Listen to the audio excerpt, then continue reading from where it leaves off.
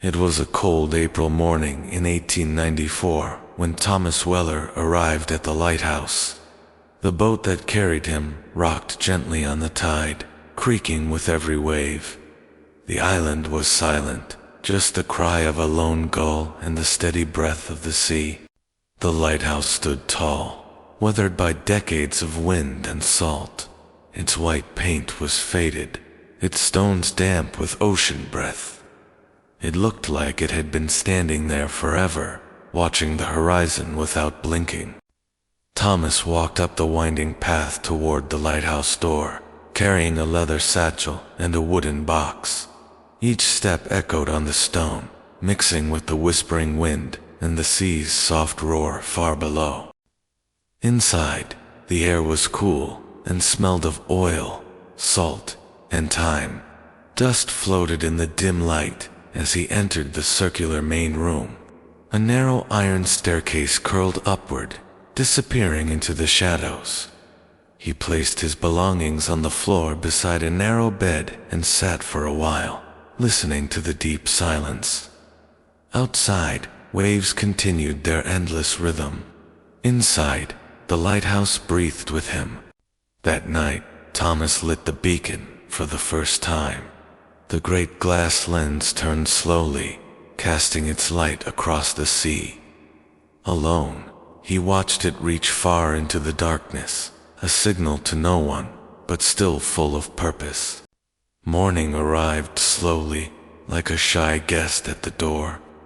Pale light slipped through the round window, brushing over stone walls and resting gently on the wooden floor.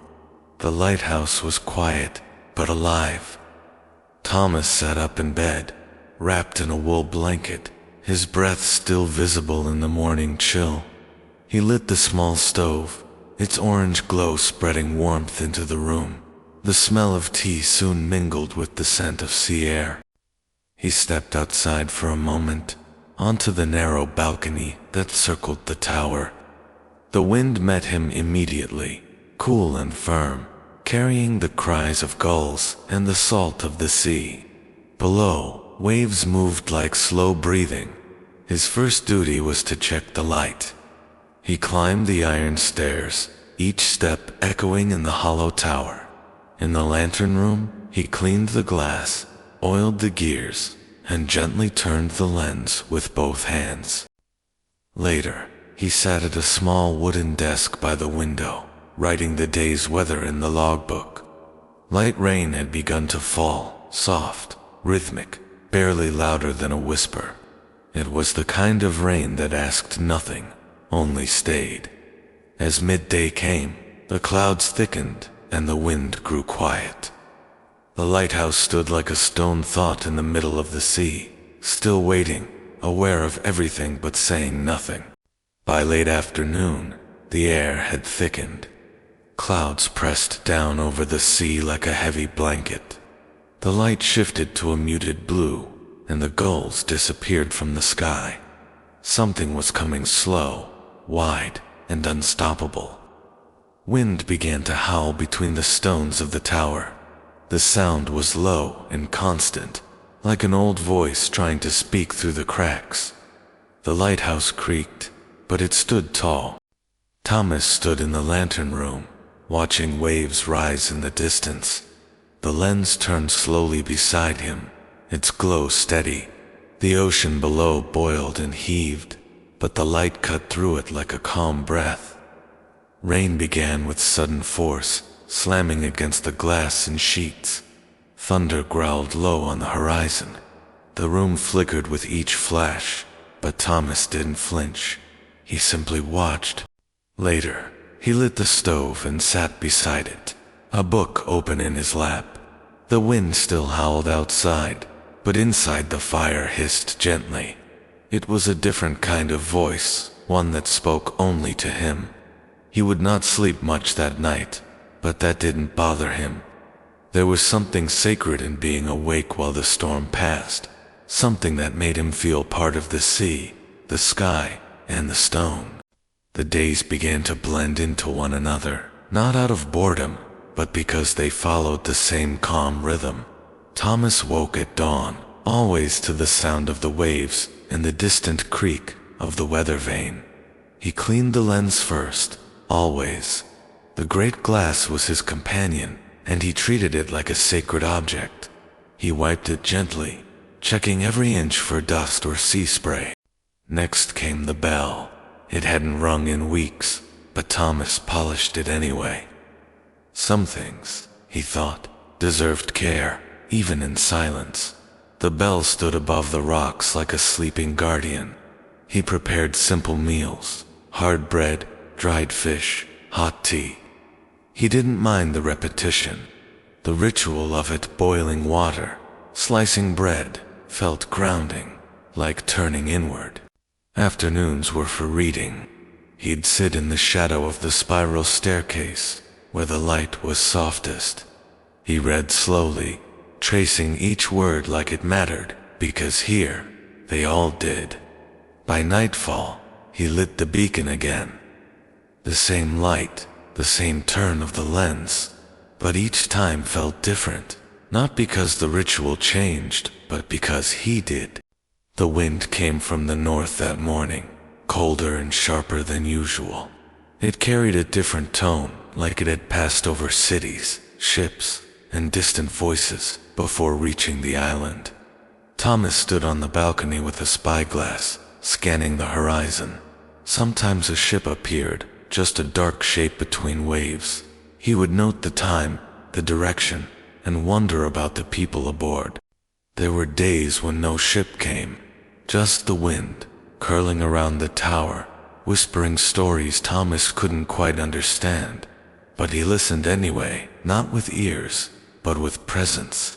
He used a signaling lamp, sometimes slow flashes of light into the fog, just in case.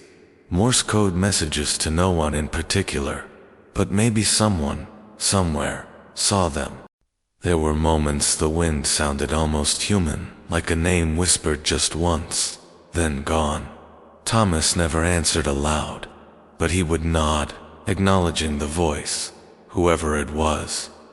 That night, as he lit the beacon, the wind was still moving slower now, like it had tired itself out. But Thomas knew it would return. It always did. And when it did, he would be listening. In the storage room beneath the tower, Thomas found a wooden chest with rusted hinges. It wasn't locked. The wood creaked softly as he opened the lid, as if clearing its throat after years of silence. Inside, there was an old compass, its needle still trembling, a folded map of the coast, edges frayed from years of hands, and a faded photograph of a woman pressed between 2 pages of a sea journal. The journal was filled with careful handwriting, steady, deliberate, and patient. It spoke of storms, repairs, and long nights waiting for letters that never came. Thomas read it slowly, word by word.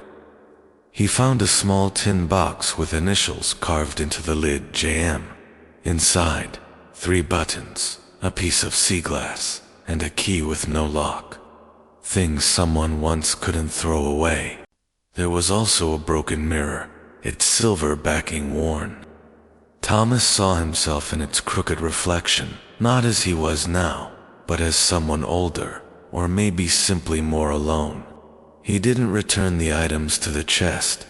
Instead, he placed them one by one on a shelf near his bed, not to use, but to remember. Someone had lived here before, and someone would again. The night came early, with a thick fog that swallowed the horizon. No moon, no stars, only the quiet hum of the sea and the breath of the wind through the stones. It was the kind of night that erased distance. Thomas lit the beacon as usual, but the light could barely pierce the fog. Still, it turned.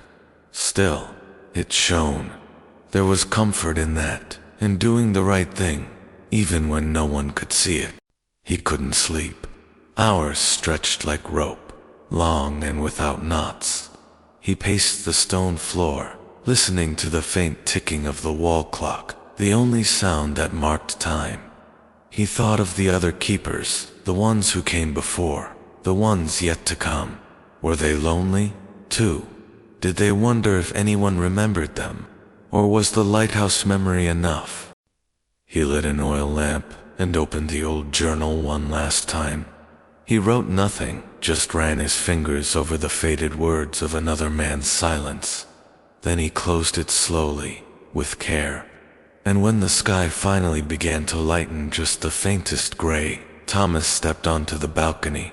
The fog had thinned. The sea was still there. The world had not disappeared, and neither had he. For a short time we witnessed Thomas' lonely but meaningful life. He carried on his mission, unseen by anyone. But he had a light, and that light knew everything.